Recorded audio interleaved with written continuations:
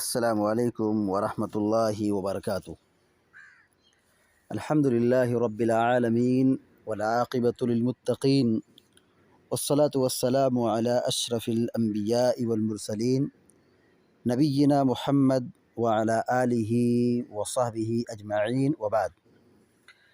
فعن علی رضی اللہ تعالی عنہ فی صفة الوضوء ثم تمضمض صلی اللہ علیہ وسلم واستنثر ثلاثا يمضمض وينثر من الكف الذي يأخذ منه الماء، اخرجہ ابو داود والنسائی۔ بلوغ المرام من ادلۃ الاحکام کی حدیث نمبر 48 ابھی آپ کے سامنے پڑھی گئی ہے۔ حدیث کے راوی سیدنا علی بن ابی طالب رضی اللہ تعالی عنہ ہیں، جو رسول اللہ صلی اللہ علیہ وسلم کے چچا زاد بھائی بھی ہیں اور آپ کے داماد بھی ہیں۔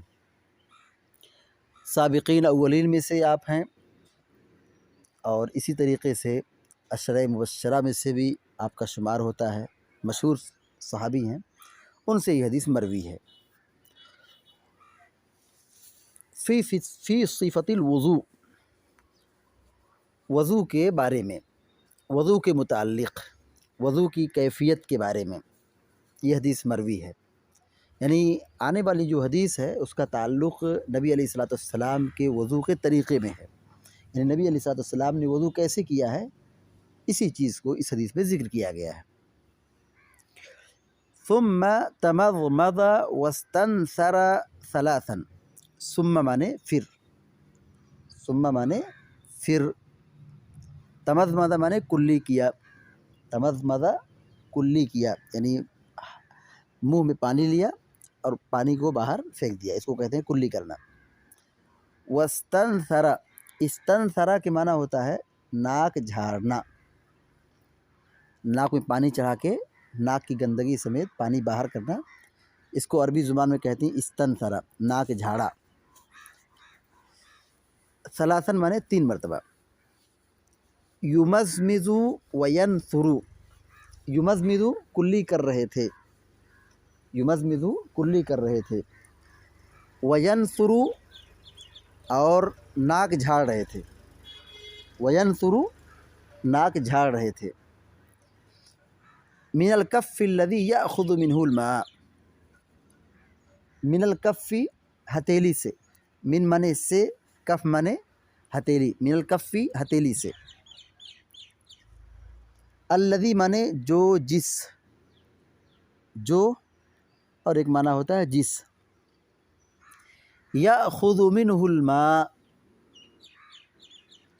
یأخذ مانے لے رہے تھے، یأخذ لے رہے تھے، اخذ یأخذ مانے لینا ہوتا ہے، یأخذ لے رہے تھے، الماء مانے پانی، اخرجہ ابو داود والنسائی، امام ابو داود نے اور امام نسائی رحمہ اللہ نے اس حدیث کو بیان کیا۔ حدیث کا ترجمہ دیکھیے، حضرت علی رضی اللہ تعالی عنہ سے روایت مروی ہے، فی صفۃ الوضوء، وضو کے متعلق، وضو کی صفت میں، وضو کے طریقے میں، یعنی نبی صلی اللہ علیہ وسلم کیسے وضو کرتے تھے اس کے متعلق کہتے ہیں ثم تمضمض، پھر آپ صلی اللہ علیہ وسلم نے کلی کیا، ثم تمضمض پھر آپ نے کلی کیا، واستنثر اور ناک جھاڑا، یعنی آپ صلی اللہ علیہ وسلم نے جب وضو بنایا تو وضو میں، یعنی وضو کرنے میں ناک میں پانی چڑھایا اور اس سے قبل کلی کیا، تمضمض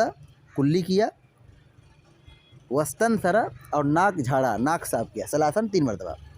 رسول اللہ صلی اللہ علیہ وسلم نے کلی کیا اور 3 مرتبہ ناک جھاڑا، یعنی یہاں وضو کا یہ طریقہ ہوگا کہ 3 مرتبہ ناک جھاڑا جائے، 3 مرتبہ کلی کی جائے، یعنی وضو کے جو اعضاء ہیں اس کو 3 مرتبہ دھلنا مسنون ہے، تو 3 مرتبہ یہاں پہ یہ عمل کیا، کلی کیا اور ناک میں پانی چڑھایا۔ ثم کہتے ہیں یمضمض وینثر من الکف الذی یأخذ منہ الماء، یمضمض آپ کلی کر رہے تھے، وینثر اور ناک جھاڑ رہے تھے، ناک جھاڑ رہے تھے اور کلی کر رہے تھے. کہتے من الکف الذی یاخذ منہ الماء، ناک میں جو پانی لے رہے تھے، داخل کر رہے تھے، اس کے بارے میں کہہ رہے ہیں کہ یاخذ من الکف الذی یاخذ منہ الماء، یمضمض کلی کر رہے تھے، وینثر اور ناک میں پانی کھینچ رہے تھے، من الکف الذی اسی ہتھیلی سے، الذی یاخذ منہ الماء جس سے آپ پانی لیتے تھے. یعنی ایک ہی چلو سے آپ ناک میں آپ کلی کرتے تھے، منہ میں پانی ڈالتے تھے، اور آدھا چلو جو پانی بچ جاتا تھا وہی چلو کا پانی ناک میں داخل کرتے تھے، یعنی ایک ہی ہتھیلی سے. اسی کو کہا یمضمض، کلی کر رہے تھے، وینثر اور ناک میں پانی ڈال رہے تھے، من الکف اس ہتھیلی سے، الذی یاخذ منہ الماء جس ہتھیلی سے پانی لے رہے تھے. یعنی ایک ہی ہتھیلی سے، ایک ہی چلو سے آپ دونوں کام کرتے تھے. آدھا منہ میں ڈالتے تھے کلی کرنے کے لیے، اور آدھا ناک میں داخل کرتے تھے ناک صاف کرنے کے لیے، ناک میں پانی چڑھانے کے لیے. حدیث کا ترجمہ پھر سے دیکھیے. حضرت علی رضی اللہ تعالیٰ عنہ سے روایت ہے فی صفت الوضو، وضو کے سلسلے میں، ثم تمضمض صلی اللہ علیہ وسلم واستنثر ثلاثا، پھر اللہ کے رسول صلی اللہ علیہ وسلم نے کلی کیا اور ناک میں پانی چڑھایا 3 مرتبہ. یمضمض آپ کلی کر رہے تھے، وینثر اور ناک میں پانی چڑھا رہے تھے، من الکف الذی اسی ہتھیلی سے، الذی یاخذ منہ الماء جس سے آپ پانی لیتے تھے. یعنی ایک ہی چلو سے، ایک ہی ہتھیلی سے آدھا پانی منہ میں داخل کرتے تھے کلی کرنے کے لیے، اور آدھا پانی ناک میں داخل کرتے تھے ناک جھاڑنے اور صاف کرنے کے لیے.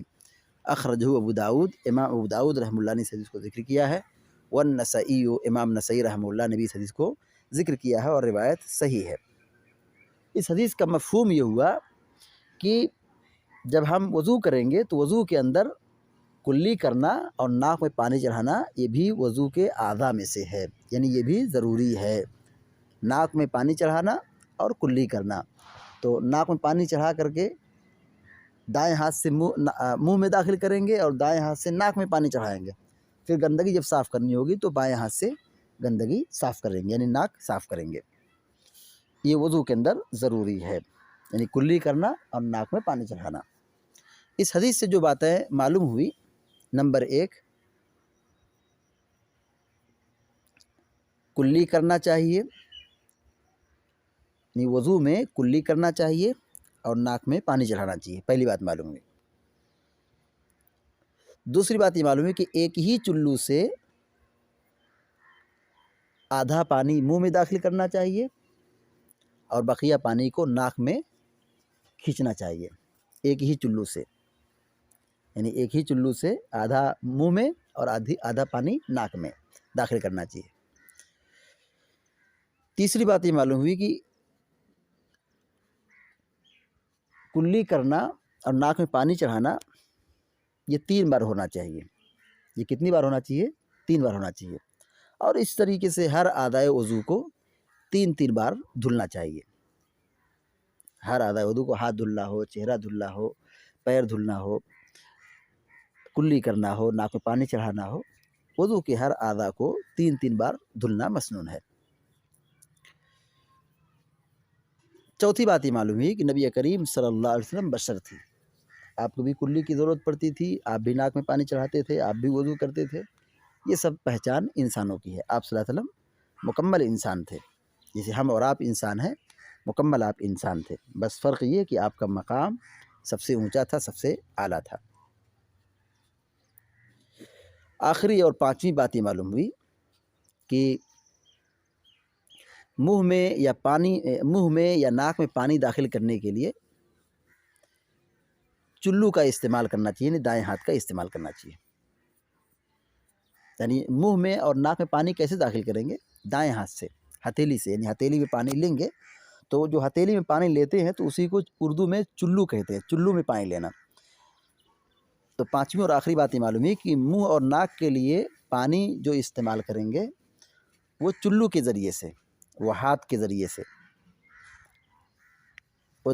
وہ ہاتھ کون سا ہوگا؟ دایاں والا ہاتھ ہوگا. البتہ ناک کی صفائی کے لیے بائیں ہاتھ کا استعمال کیا جائے گا. گندگی صاف کرنے کے لیے، ناک صاف کرنے کے لیے بائیں ہاتھ کا استعمال کیا جائے گا. اللہ رب العالمین سے دعا ہے کہ اللہ تعالی ہم سب کو، آپ سب کو سنت کے مطابق وضو کرنے کی توفیق عطا فرمائے، اور تمام باتوں کو اللہ کے نبی علیہ الصلوۃ والسلام کے طریقے کے مطابق انجام دینے کی سعادت نصیب فرمائے. آمین یا رب العالمین. اقول قولی ھذا واستغفر اللہ لی ولکم ولسائر المسلمین فاستغفروہ انہ الغفور الرحیم. وصلی اللہ علی نبینا محمد وعلی آلہ وصحبہ اجمعین. السلام علیکم ورحمۃ اللہ وبرکاتہ.